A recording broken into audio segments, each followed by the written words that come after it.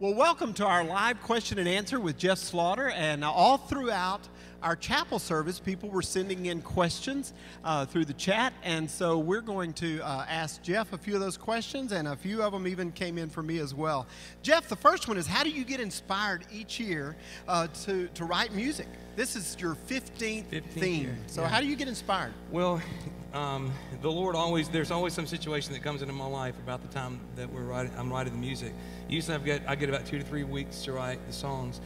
For Big Apple Adventure, it was amazing because the day that I found out the theme, September 2nd, was the day that my mother was diagnosed with pancreatic cancer. And when I heard the theme and I heard what the subtitle was, Where Faith and Life Connect, I thought, Lord, you've put me in a place where that's where I was living. My faith and my life had to connect really hard that day. So a lot of times He'll take me to a place where I have to dig a place where I can draw from to write those songs. And so this group is really special to me because that was the place I was writing from. So People are always amazed when I tell them that you have a month or less to write music. Yeah. But you've actually written some in a 24-hour period, right? Yeah, Rickshaw Rally year. And it's amazing because so many times I'm writing these things when there's something really tragic going on in my life, but it's those times in our life that we press in so hard to the Lord. And so, like I said earlier, it makes me reach into a deeper place within me to write. But I had left my parents' home one night, and in October of '02 was with the fall that I wrote the songs in. And I knew the songs were due the next day.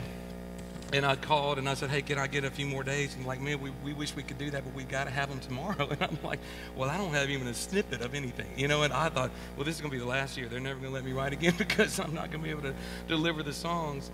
And I got in the car and I was driving. My parents live in Mississippi. So I was driving to about 2 hours to Memphis, and then it's 3 hours to Nashville. So the first 2 hours I'm in the car going, I'm whining to the Lord, you know, you don't understand, you know. So when I got to Memphis, I felt the Lord say, if you'll just be quiet and listen to me, I'll help you. And because the thing was, I thought, I don't know how to write Japanese music. You know, I don't know anything. So anyway, but the first picture the Lord brought to my mind was Mary and Martha. And, you know, how the difference in between the two. And He said, you know, one is rushing around doing all this, trying to do everything, and the other one is resting at my feet. So you rush to rest at my feet instead of rushing to do everything else. And then this little melody comes in my head, bong, ga, gung, gung, gung, and I thought, that sounds Japanese. And so anyway, from Memphis to Nashville, I wrote that one and another one. And I came home, went to bed at midnight, got up at 5, and from 5 to 8, the Lord whispered the next 4 to me. And I took Him in at 9, and it's the only year of all these 15 years that they didn't have one comment to make about them. What I played that day, they said, every one of them, these are fine, these are fine. And when I got to Rest, I was just a wreck. I was crying because only I knew what miracle the Lord had done, you know, and because it was a total of 8 hours that I wrote those songs. So for me, those are really special moments with the Lord, just to kind of know from the very beginning how He gave them to me, and that it's not me, you know, and I don't mean that in any trite way, but it is truly not me. And I just pray for Holy Spirit to anoint me to present a message that these kids need to hear, because He knows what they need to hear, and He knows what's going to reach into their hearts and tap into them and help them to remember it. So, Someone wrote in and said, how did you first get into songwriting?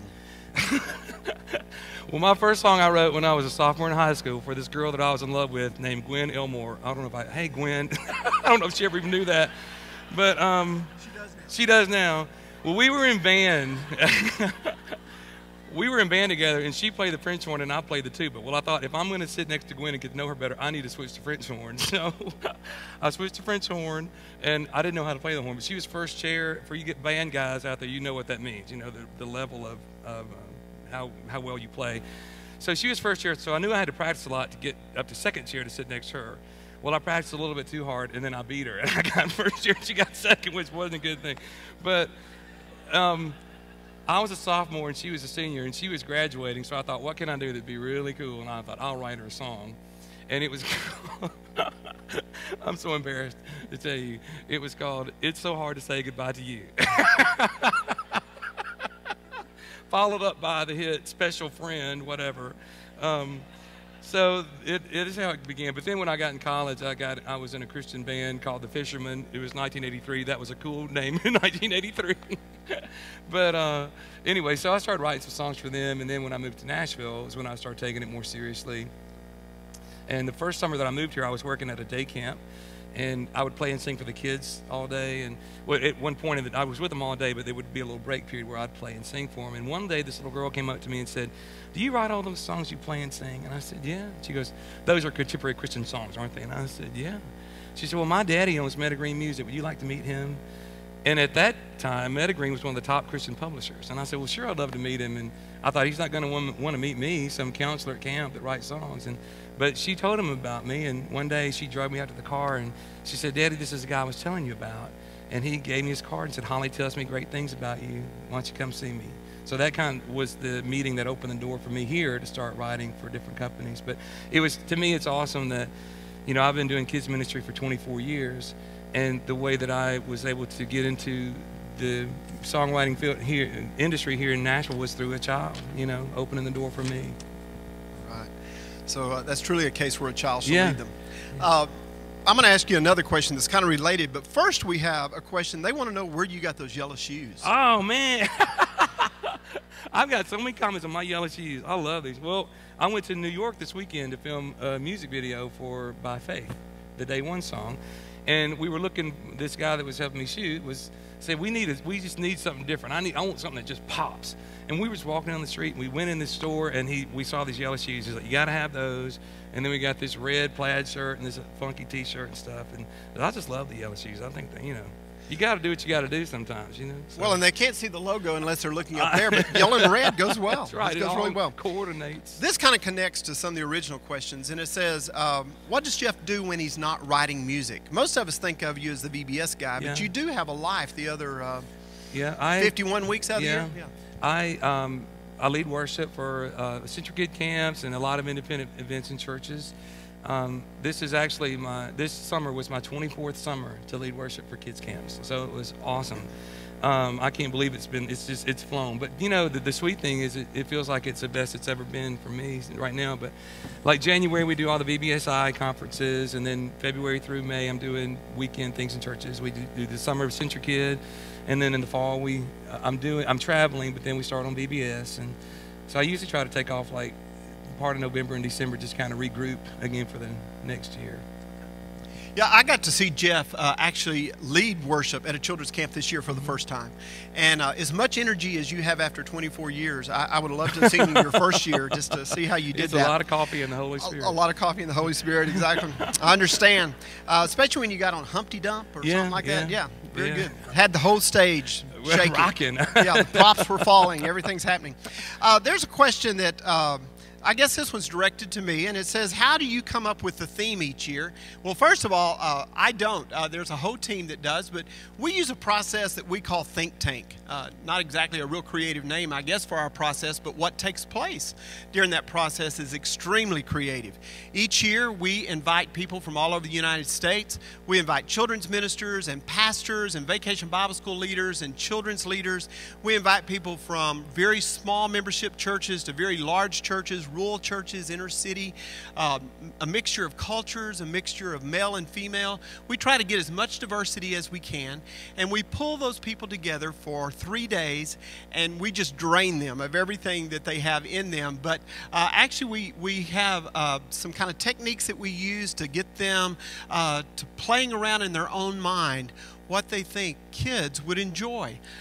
This year, actually, we just finished the Think Tank for 2012 last week. I mean, here we're talking 11, and we've done the worked on the thing for 2012, and we brought in about 10 people. We brought in people from Utah and Texas and Illinois and Kentucky and Tennessee and Alabama, and brought people of all ages and all descriptions and all backgrounds together.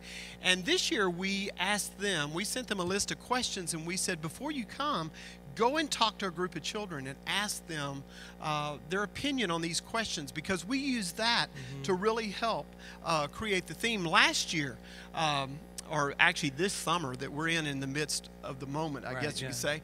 But Saddle Ridge Ranch was all built around questions, 5 questions, and those questions came straight from kids. Yeah. Those were the questions that they asked, and we used that to create the Bible study part. But we may start a think tank within the first couple hours with literally hundreds of theme possibilities, and within 3 days, if everything has gone well, we end up with 3 really strong themes. Then we come back to a group here at LifeWay made up of the editorial team and marketing team and different people that touch Vacation Bible School in different areas.